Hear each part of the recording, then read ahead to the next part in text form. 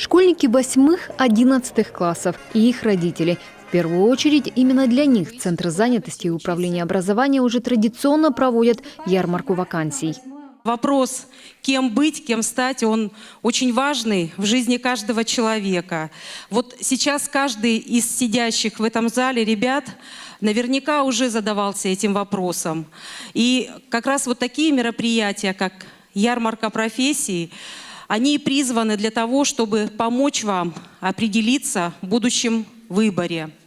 Ведь знают уже ваши родители, что зачастую от этого выбора зависит весь ваш жизненный путь.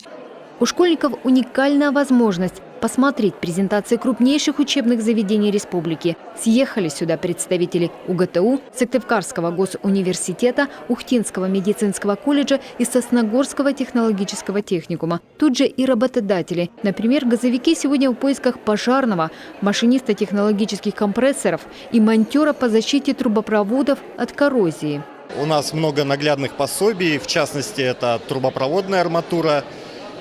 Дети очень любят покрутить там задвижечки, это интересно. А также фотографии, наглядные пособия. Мы рассказываем об успехах наших представителей нашей профессии, о перспективах, которые их ждут, когда они поступят. Ярмарка профессий – это не скучное событие для галочки. Здесь в игровой форме и с помощью мастер-классов дети больше узнают о профессии, которая им интересна. Сотрудники прокуратуры, руководитель крестьянско-фермерского хозяйства, химический лаборант – все с интересом рассказывают о своей работе. Сегодня мы представляем такую профессию, как лаборант химического анализа. Эта профессия очень интересна тем детям, кто интересуется химией, исследованиями какими-то. И мне кажется, что детям очень любознательным эта профессия, прям придется по душе. Я так думаю, приходите к нам, мы поможем определиться с профессией, поможем, покажем, расскажем, что, куда и почему.